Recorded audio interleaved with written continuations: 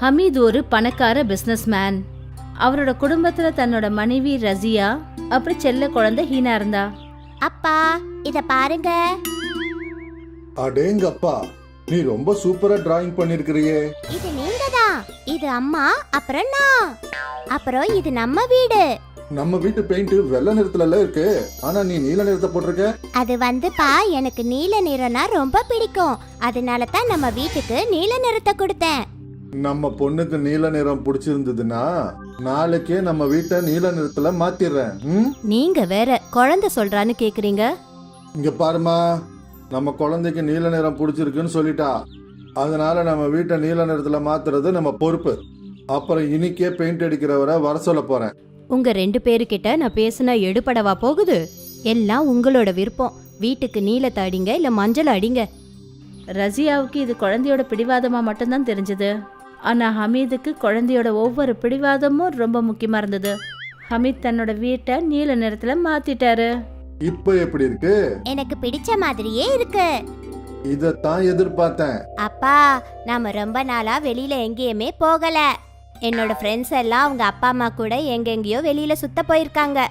உங்களுடைய இந்த ஆசையும் சீக்கிரமா நிறைவேற்றிடுறேன். நாம 3 பேரும் நாளைக்கே வெளியில சுத்த போறோம். அம்மா, ஏற்பாடு பண்ணுங்க. நாளைக்கே நாம வெளியில போறோம்.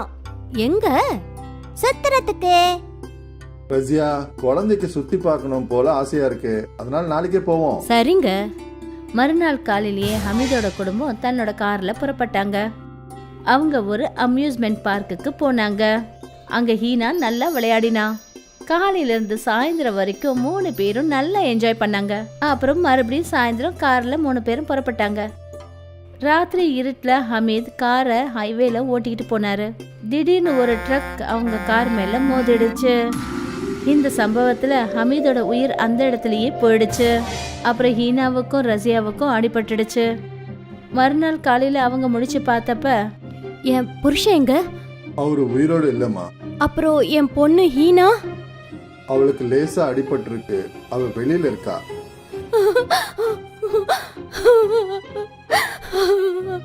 உங்க தலையில பயங்கரமா அடிபட்டு இருக்கு, நீங்க இப்ப ஓய்வு எடுக்கணும்.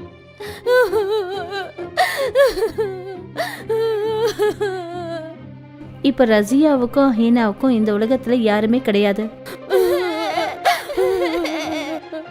கொஞ்ச நாளைக்கு அப்புறம் ஹாஸ்பிட்டல்ல இருந்து டிஸ்சார்ஜ் ஆகி ரசியா அவங்க வீட்டுக்கு போனாங்க. அப்போ ஒரு ஆளு அவங்கள தடுத்துட்டாரு. ஆமா, நீங்க யாரு? எங்க வீட்டுக்குள்ள போக கூடாதுன்னு நீங்க ஏன் தடுக்கிறீங்க? மேடம், இந்த ப்ராப்பர்ட்டியை பேங்க் சீல் பண்ணிட்டாங்க. அமித் குரேஷி பேங்க்ல லோன் எடுத்திருந்தாரு. அவர் அந்த லோனை அடைக்கிறதுக்கு முன்னாடி இறந்துட்டாரு. அந்த ஹமீதோடைய பிசினஸ் மேல பேங்க்குக்கு முழு உரிமை இருக்கு. இப்ப ரசியா அப்புறம் ஹீனா கிட்ட ஒதுங்கிறதுக்கு கூட ஒரு வீடு கிடையாது. ரசியா அழுதுகிட்டே நடந்து போயிட்டு இருந்தா. அவங்க 2 பேரும் ஒரு பார்க்கு கிட்ட போனாங்க. அப்புறம் ரசியா ஒரு பெஞ்ச்ல போய் உட்கார்ந்தா. என்னம்மா ஆச்சு? அந்த அங்கிள் ஏன் நம்ம வீட்டுக்குள்ள போக விடல? இப்ப நமக்கு அந்த வீடு சொந்தம் இல்ல ஹீனா. ஆனா ஏன்? இதெல்லாம் உங்க அப்பாக்கு மட்டும்தானே தெரியும். அப்ப நாம இனிமே எங்க இருக்கிறது? தெரியலையேடா. ரசியா அழுதுகிட்டு இருந்தா. அவ அழற சத்தம் ஒரு லேடியோட காதுல விழுந்துச்சு. அவ தான் ருக்ஸானா, ரசியாவோட ஃப்ரெண்டு. ருக்ஸானா ரசியா கிட்ட வந்தா. ரசியா, நீ எதுக்காக இந்த மாதிரி அழற? ருக்ஸானா. ரசியா அழுதுகிட்டே தன்னோட ஃப்ரெண்டு கிட்ட அவளுக்கு நடந்த விஷயத்த எல்லாத்தையும் சொன்னா. அல்லா, இது என்ன கொடுமை! அந்த கடவுள் எனக்கு மட்டும்தான் கஷ்டத்தை கொடுத்தாருன்னு நினைச்சேன். ஆனா உன்னோட வேதனை என் வேதனையை விட அதிகமா இருக்கே. என் புருஷன் என்னை விட்டுட்டு இன்னொரு பொம்பளைய கூட்டிக்கிட்டு போயிட்டான். ஆனா உனக்குன்னு ஒரு குழந்தை இருக்குல்லம்மா. இப்ப நான் என்ன பண்றதுன்னே எனக்கு புரியல. எங்க இருக்கிறதுன்னு தெரியல. ரசியா, நீங்க என் கூட தங்கிக்கலாம்.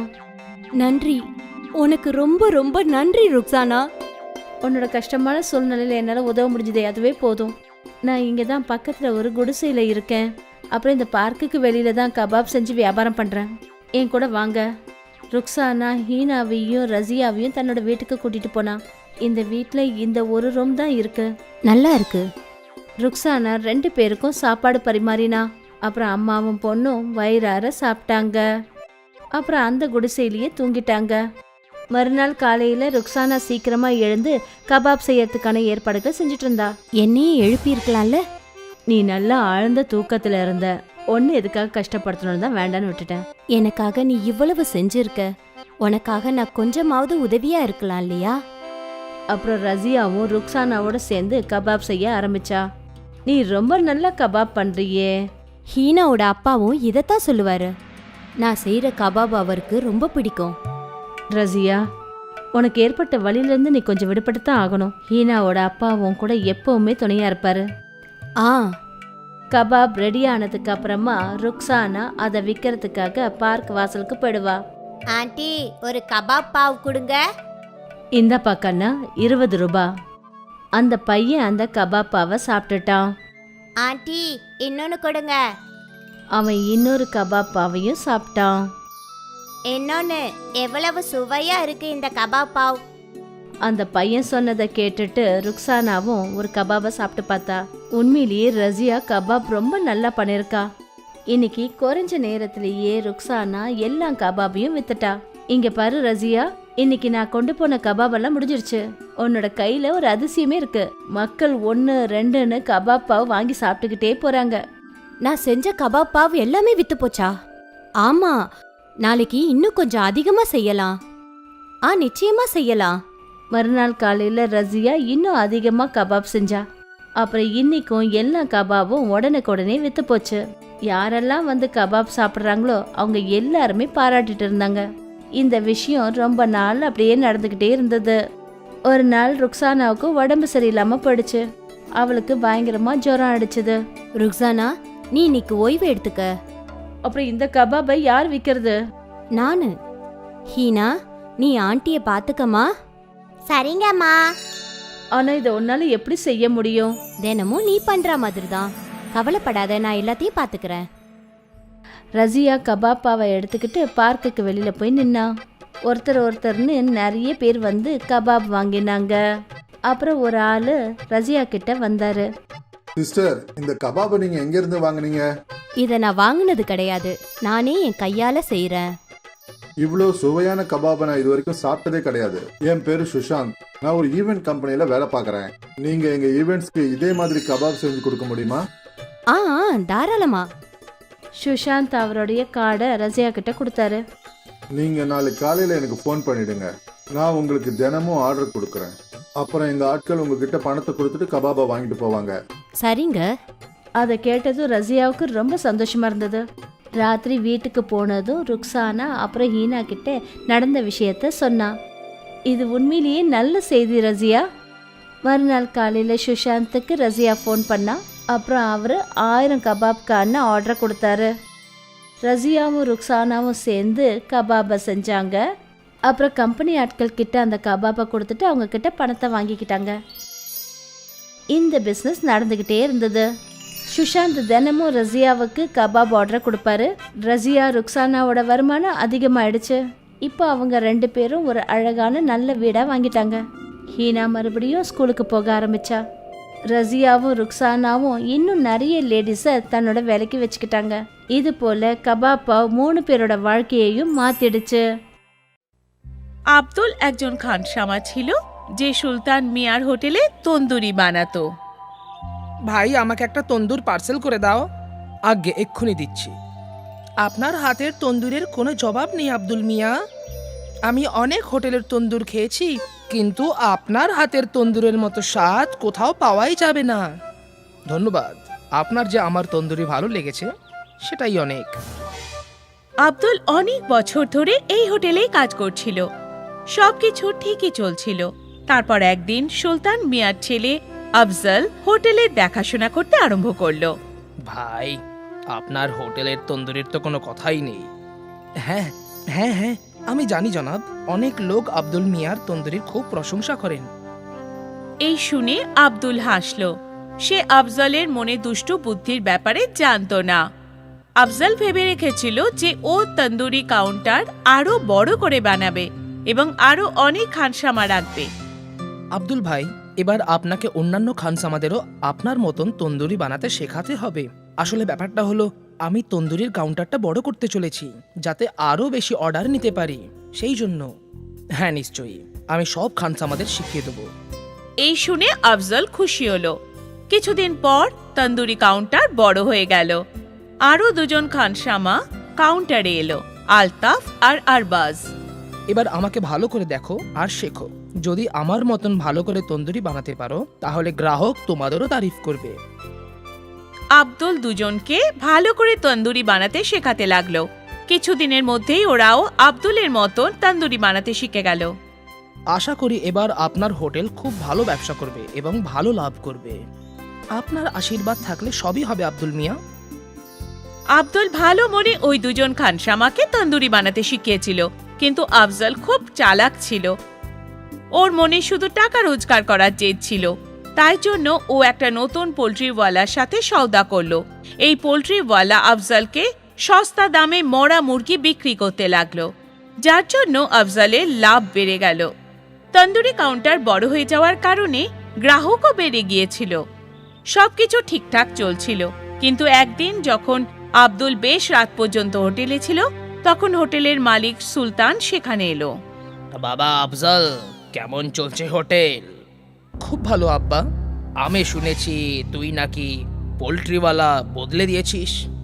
হ্যাঁ আব্বা, এই পোল্ট্রিওয়ালা আমাদের কম দামে মুরগি দিচ্ছে। আচ্ছা, কিন্তু কি করে দিচ্ছে? কারণ সেই মুরগিগুলো আগে থেকেই মরা। ইয়া খোদা, এ কি পাপ করছিস বাবা? এটা ভুল, এরকম পাপ করো না। যদি আমাদের তন্দুরি খেয়ে কারোর শরীর খারাপ হয়, তাহলে খোদা আমাদের ক্ষমা করবেন না বাবা। এরকম কিছুই হবে না আব্বা, সব হোটেলওয়ালাই এটাই করে। আমার সব বন্ধুদের হোটেলে এটাই হয়। এখনো কারোর শরীর খারাপ হয়নি, আর আগেও হবে না। আমার কাজ ছিল তোমাকে সাবধান করা, বাকি তোমার ইচ্ছা। এখন এই হোটেল তোমার, আর তুমি এটার মালিক। ভালো হোক বা মন্দ হোক, সেটা তোমার সিদ্ধান্ত, ঠিক আছে? সুলতান সাহেব ওখান থেকে চলে গেলেন। এই পুরো কথাবার্তা আব্দুল শুনে নিয়েছিল। কিছুক্ষণ পরে সেও নিজের বাড়ির দিকে চলে গেল। রাত্রে আব্দুল এই ব্যাপারে চিন্তা করতে লাগলো। আমি এমন জায়গায় কাজ করতে পারবো না যেখানে মানুষের শরীর স্বাস্থ্য নিয়ে খেলা করা হয়। এটা একদম ভুল কাজ। কিন্তু আফজল মিয়া আমার কথা শুনবে না। ভালো এটাই হবে যে আমি এই কাজটা ছেড়ে দিই। আব্দুল ভেবে নিয়েছিল যে ও সুলতান হোটেলে খানসামার কাজ ছেড়ে দেবে। পরের দিন সকালেও হোটেলে গেল। আমি কাল সবকিছু শুনে নিয়েছিলাম। এই কাজ করতে আমার মন আমাকে সায় দিচ্ছে না। আমি এই হোটেল ছেড়ে চলে যাচ্ছি। ভালো কথা। তোমার কি মনে হয়, তুমি চলে গেলে আমার হোটেল বন্ধ হয়ে যাবে? কখনোই না। কিন্তু তুমি অন্য কোনো হোটেলে কখনো কাজ পাবে না। এটা কিন্তু সত্যি আব্দুল মিয়া। আমি মেনে নিলাম, আমি কাজ না করেও থেকে যাব, কিন্তু বেইমানিতে অংশগ্রহণ করব না। আব্দুল এই কথা বলে সেখান থেকে চলে গেল। ও অনেক হোটেলে কাজ খুঁজতে লাগলো, কিন্তু কোথাও ও কাজ পেল না। ক্লান্ত হয়ে সে একদিন ওর বন্ধু মুস্তাফার সাইকেলের দোকানে গিয়ে বসলো। কি হলো ভাই, আজও কাজ পেলে না? না বন্ধু, জানি না এবার কি করব। আমি তন্দুরি বানানো ছাড়া আর কোনো কাজ করতেও পারি না। তোমাকে কে বলেছে অন্য কাজ করতে? আমি তো এটা বলছিলাম যে তুমি তোমার নিজের তন্দুরির কাউন্টার খুলে ফেলো। অত টাকা নেই আমার কাছে। তন্দুর বানাতে অনেক টাকা লাগে, আর তার উপরে হোটেলও তো চাই না, তার উপর তার ভাড়া। এত কিছু আমি কি করে করব? তোমার দুটো সমস্যার একটাই সমাধান আছে আমার কাছে, একটু অপেক্ষা করো। মুস্তাফা দুটো পুরনো সাইকেলের রিম নিয়ে তার মধ্যে দিয়ে একটা শিক ঢুকিয়ে দিল। নে, তৈরি হয়ে গেছে। এটা কি? বোঝাচ্ছি তোকে। মুস্তাফার কাছে একটা হাতগাড়ি ছিল। মুস্তাফা হাতগাড়ির ওপর একটা লোহার পাট ঢুকে আটকে দিল, আর তারপর সেই তন্দুর ওই হাতগাড়ির ওপর রেখে দিল। এবার এটার নিচে তুই জ্বলন্ত কয়লা রাখ, আর এটা ঘুরিয়ে ঘুরিয়ে তন্দুরি বানা। আরে বাহ, এটা তো খুব ভালো। তুই এটা ভাবলি কি করে? আমি তোর সাহায্য করতেই চাইছিলাম, তাই এটা আমার মাথায় এলো। ধন্যবাদ ধন্যবাদ আমার বন্ধু। পরের দিন আব্দুল তার হাতগাড়িতে তন্দুরি বিক্রি করতে লাগলো। আব্দুল তন্দুরি বানাতে পারদর্শী ছিল। ওর হোটেল ছিল না, তাই সে তন্দুরির দামও কম রেখেছিল। আব্দুলের তন্দুরির ঠেলাতে গ্রাহকদের ভিড় লেগেই থাকতো। ওদিকে সুলতান হোটেলে ফুড অফিসারদের রেড হলো। আর মরা মুরগি বিক্রি করার অপরাধে হোটেল সিল করে দেওয়া হলো আর আফজলকে জেলে বন্দি করে দেওয়া হলো। হয়তো এটাই প্রকৃতির নিয়ম, ভালোর সাথে ভালো হয় আর খারাপের সাথে খারাপ। তাই জন্য কথায় আছে, যার শেষ ভালো তার সব ভালো। আব্দুল একজন খানসামা ছিল যে সুলতান মিয়ার হোটেলে তন্দুরি বানাতো। ভাই আমাকে একটা তন্দুর পার্সেল করে দাও।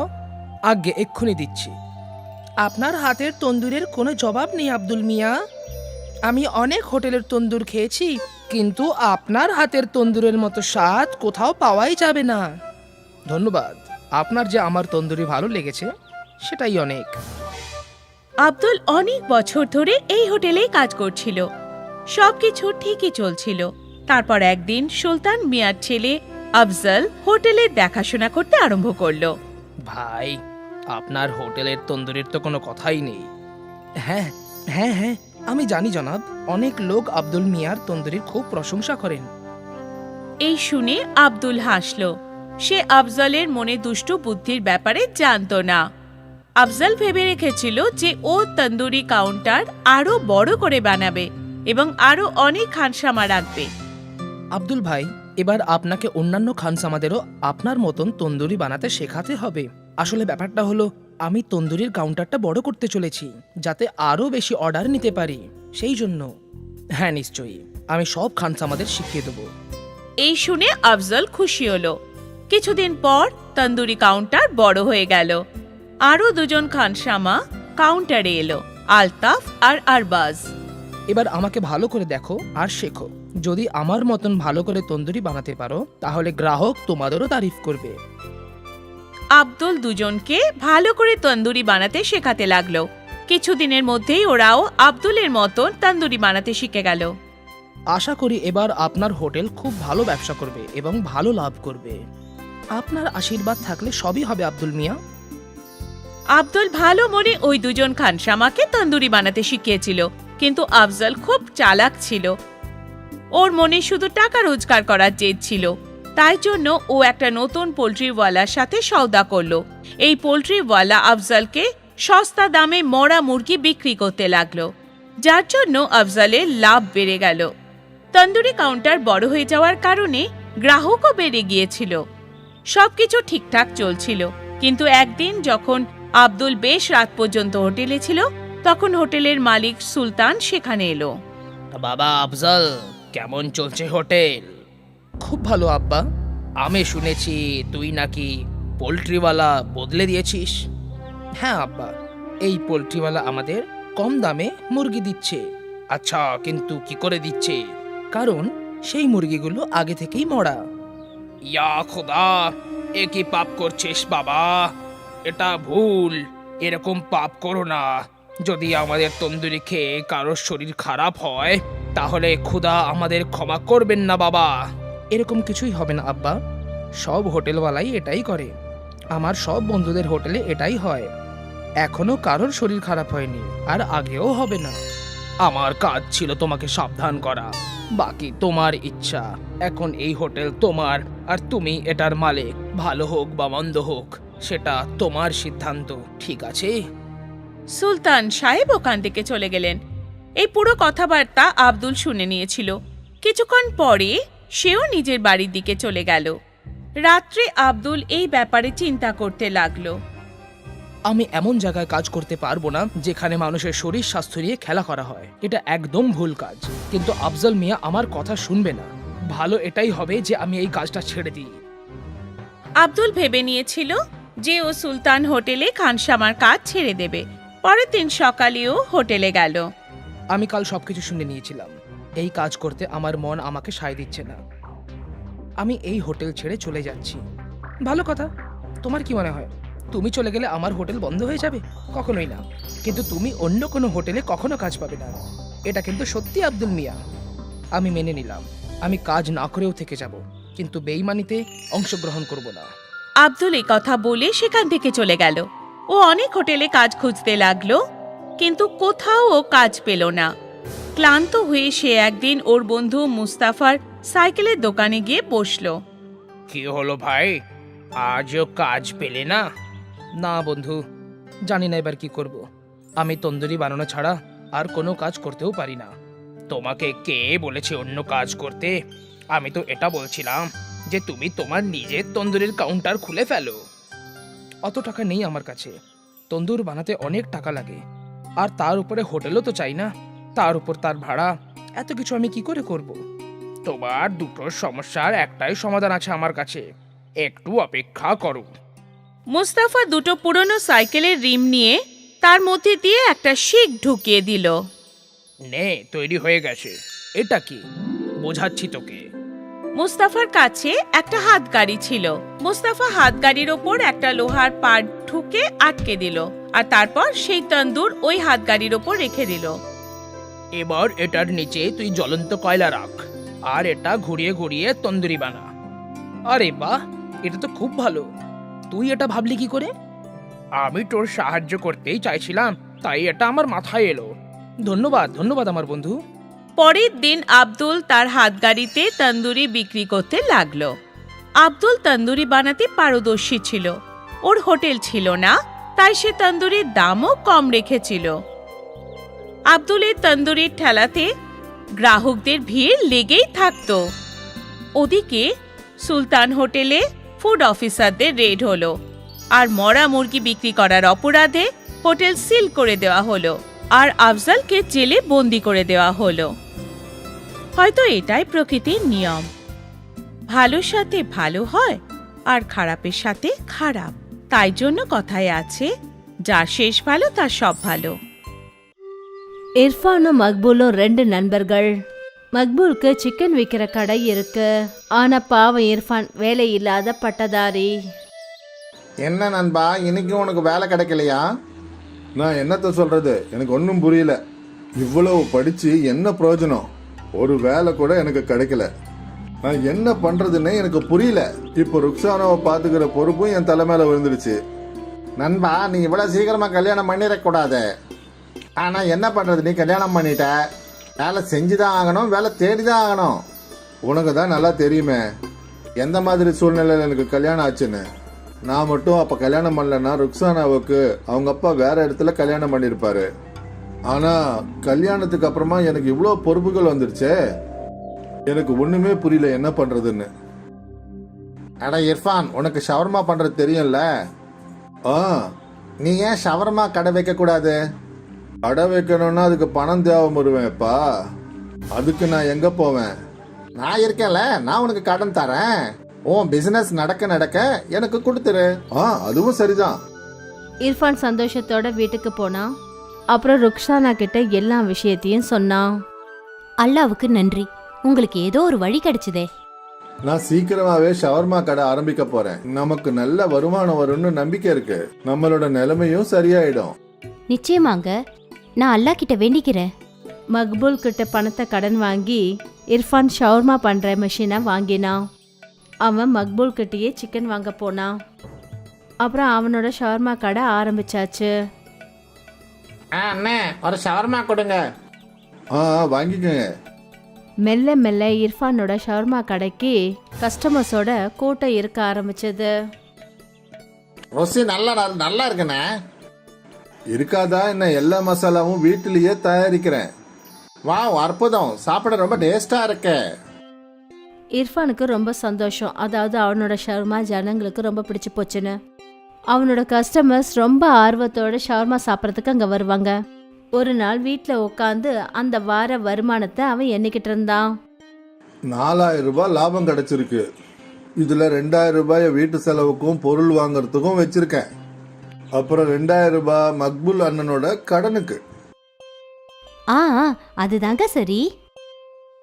இதே மாதிரி நடந்தா மக்பூல் அண்ணனுடைய கடனை சீக்கிரமா அடைச்சிடலாம். கண்டிப்பாங்க. அன்னைக்கு இர்ஃபான் மக்பூல் கிட்ட கடனோட முதல் வட்டியை கொடுத்தான். நான் நினைக்கிறேன் உன்னுடைய கடை நல்லபடியா போயிட்டு இருக்கேன்னு. ஆமாண்ணே, இதே மாதிரி நடக்கும்னு நம்பிக்கை இருக்கு. ஆமா, நிச்சயமா நடக்கும். நீ இதே போல உழைச்சி முன்னேறு. நிச்சயம் பண்ணுவேண்ணே. இர்ஃபான் தினமும் சாயந்தரமானா தன்னோட ஷவர்மா கடையை ஆரம்பிப்பான். அப்புறம் அவன் தன்னோட கடையை திறந்ததுமே அங்கே ஜனங்க கூட்டமா வந்துடுவாங்க. எனக்கு ஒரு ஷவர்மா கொடுங்க. எனக்கு 2 கார்லிக் ஷவர்மா பார்சல். எனக்கும் ஒரு ஷவர்மா. இருங்க, இதோ தரேன். கடை திறந்து அந்த கடை மூடுற வரைக்கும் இர்ஃபானோட கைகள் வேலை செஞ்சுக்கிட்டே இருக்கும். கஸ்டமர்ஸ் வந்துகிட்டே இருப்பாங்க. ஒவ்வொரு நாளும் ராத்திரி 10 மணி ஆன உடனே இர்ஃபான் கடையை மூடிட்டு வீட்டுக்கு போய் தன்னோட வருமானத்தை பார்த்து அவன் ரொம்ப சந்தோஷமா இருந்தான். ஜுபேர் தினமும் இர்ஃபான் கடைக்கு வர கூட்டத்தை பார்த்துக்கிட்டே இருப்பான். இந்த ஷவர்மா பிசினஸ்ல ரொம்ப லாபம் இருக்கு. நானும் ஷவர்மா பிசினஸ் ஆரம்பிக்கிறேன். இர்ஃபான் 9 ரூபாய்க்கு ஷவர்மாவை விற்கிறான். நான் அதை விட கம்மியான ரேட்டுக்கு விற்க போறேன். அப்பதான் ஜனங்க எல்லாரும் என்கிட்ட வந்து வாங்குவாங்க. ஜுபேர் அப்பதான் கணக்கு போட ஆரம்பிச்சான். அதாவது அவன் எப்படி ஷவர்மாவோட விலைய கம்மி பண்ண முடியும்னு. நான் விலை குறைவான சிக்கனை வாங்கணும். அப்புறம் விலை குறைவான சிக்கனை தேடி ஜுபேர் நிறைய சிக்கன் கடைகளுக்கு போனான். எல்லா இடத்துலயும் அவனுக்கு அதே விலையில தான் கிடைச்சது. கடைசியில அவன் அக்ரமோட கடைக்கு போனான். அக்ரம் 1ஆம் நபர் மோசடிக்காரன். இங்க பாருப்பா, எனக்கு சிக்கன் தினமும் 10 கிலோ வேணும். ஆனா விலை கொஞ்சம் பார்த்து போடணும். அப்படின்னா ஒரே ஒரு வழி தான் இருக்கு. அது என்ன? நீ செத்து போன கோழியை வாங்கிக்க. செத்து போன கோழியை கிலோ 50 ரூபாய்க்கு கொடுப்பேன். ஆனா செத்து போன கோழியால எந்த பிரச்சனையும் வராதே. அட இல்லை, நம்ம கிட்ட செத்து போன கோழிங்க தான் வியாபாரம் நிறைய ஆகும். இதை பத்தி யாருக்கும் எதுவும் தெரியாது. எந்த கோழியை சாப்பிட்டாலும் சாப்பிட்றவனுக்கு செத்ததை சாப்பிட்டானா இல்ல வெட்டினதை சாப்பிட்டானான்னு அவனுக்கு தெரியுமா? ஆனா இதனால உடம்புக்கு எந்த பிரச்சனையும் வந்துடாதுல்ல. அட என்னப்பா, எதுவும் ஆகாது. அதாவது ஒரு இடத்துல இருந்து இன்னொரு இடத்துக்கு கோழிங்களை கொண்டு போகும்போது போற வழியில சில கோழிங்க மூச்சு அடைச்சு செத்து போயிடுதுங்க. இதை சாப்பிட்றதுனால எந்த ஒரு பிரச்சனையும் வராது. அப்ப சரி, நாம ஒப்பந்தத்தை போட்டுக்கலாம். நீ 10 கிலோ சிக்கன் 50 ரூபா மேனிக்கு கொடுத்துரு தினமும். பக்கா. சுபேர் ஷவர்மா பண்ற மெஷினை வாங்கிட்டான். அதுக்கப்புறம் இர்ஃபானோட ஷவர்மா கடைக்கு பக்கத்திலேயே அவன் தன்னோட கடையை திறந்தான். ஜுபேர் ஒரு பெரிய பலகையில விலையை எழுதிட்டான். ஜுபேர் 50 ரூபாய்க்கு ஷவர்மா விற்க ஆரம்பிச்சான். இப்ப ஜனங்க அங்க போன உடனே அதுல கொஞ்சம் பேர் ஜுபேரோட கடையில விலை கம்மியா இருக்கிறத பார்த்துட்டு அந்த கடைக்கு போயிட்டாங்க. ஆனா இப்பவும் சில கஸ்டமர்ஸ் இருந்தாங்க. அவங்க இர்ஃபானோட கடையில மட்டும்தான் ஷவர்மா சாப்பிட வருவாங்க. அண்ணே, உங்க ஷவர்மால கிடைக்கிற டேஸ்ட் அங்க கிடைக்கிறது இல்ல. ஏதோ பிரச்சனை இருக்கு. அவருக்கு ஒரு ஷவர்மா 50 ரூபாய்க்குள்ள அடங்கிடுது. அதனால அவர் விற்கிறாரு. அதுவும் சரிதான். ஆனா யாரு தினமும் அதை சாப்பிட்றாங்களோ அவங்க உங்ககிட்ட தான்பா வந்து வாங்குவாங்க. நீ கவலையை விடுப்பா. ஆமா, எனக்கு அல்லாஹ் மேல ரொம்ப நம்பிக்கை இருக்கு. அன்னைக்கு இர்ஃபான் மக்பூல் பாயை பார்த்தான். என்னாச்சு இர்ஃபான், இன்னைக்கு உன் முகம் ஒரு மாதிரி இருக்கு? என்னென்ன சொல்றது, ஜுபேர் வந்து ஷவர்மா கடை ஓபன் பண்ணிருக்கான். அப்புறம் ஷவர்மாவை 50 ரூபான்னு விற்கிறான். இவ்வளோ கம்மி ரேட்ல எப்படி? அதுதான் எனக்கும் புரியல அண்ணன். அவன் ஏதோ ஒரு கோல்மால் பண்ணிக்கிட்டு இருக்கான். அது என்னன்னு கண்டுபிடிக்கணும். ஆனா எப்படி? என் கூட வா. அன்னைக்கு இர்ஃபானும் மக்பூலும் ஜுபேரை ஃபாலோ பண்ணி போனாங்க. அப்பதான் ஜுபேர் அக்ரமோட சிக்கன் கடைக்கு போனதை அவங்க கவனிச்சாங்க. இப்ப புரிஞ்சிடுச்சு. என்ன? அக்ரம் 1ஆம் நம்பர் மோசடிக்காரன். இவன் நிச்சயமா ஜுபேருக்கு செத்து போன கோழிக்கறியை தான் விலை கம்மியா வித்துட்டு இருக்கான். ஆனா இது நல்லது இல்லையே. ஜனங்கள் உடம்புக்கு கெடுதலான விஷயம். ஆனா இப்ப நாம என்ன செய்யறது? 2 பேரும் யோசிக்க ஆரம்பிச்சாங்க. அதாவது ஜுபேரையும் அக்ரமையும் எப்படி தடுத்து நிறுத்துறதுன்னு. அப்பதான் மக்பூலுக்கு ஞாபகம் வந்தது. அதாவது அவங்களோட இலாக்கால ஒரு ஃபுட் இன்ஸ்பெக்ஷன் ஆஃபீஸ் இருக்கு. அங்க ஃபுட்டை பத்தின கம்ப்ளைண்ட்டை பண்ணலாம். நாம ஃபுட் இன்ஸ்பெக்டர் ஆபீஸருக்கு போய் கம்ப்ளைண்ட் கொடுப்போம். சரிண்ணா. இர்ஃபானும் மக்பூலும் ஃபுட் ஆஃபீஸ் போனாங்க. அப்புறம் அவங்க அங்க பெரிய ஆஃபீஸர் கிட்ட ஜுபேரோட மோசடியை பத்தி கம்ப்ளைண்ட் பண்ணாங்க. நாம ஷவர்மாவை சோதனை செய்யணும். ஜுபேரோட ஷார்மா கடைக்கு ஃபுட் ஆஃபீஸர் வந்தாங்க. அப்புறம் அந்த கடையில் இருந்த சிக்கனையும் ரொட்டியையும் டெஸ்ட் பண்ணாங்க. சார் ஏதாவது செட்டில்மெண்ட் பண்ணிக்கலாம். நீ ஜனங்களோட உயிரோட விளையாடிக்கிட்டு இருக்க. எங்களுக்கு லஞ்சம் வேற கொடுக்க போறியா? ஆஃபீஸர்ஸ் சாம்பிளை எடுத்தாங்க. அப்புறம் டெஸ்ட் பண்ணாங்க. சார், இந்த சிக்கன் சாப்பிட்றதுக்கு லாக்கி இல்லை.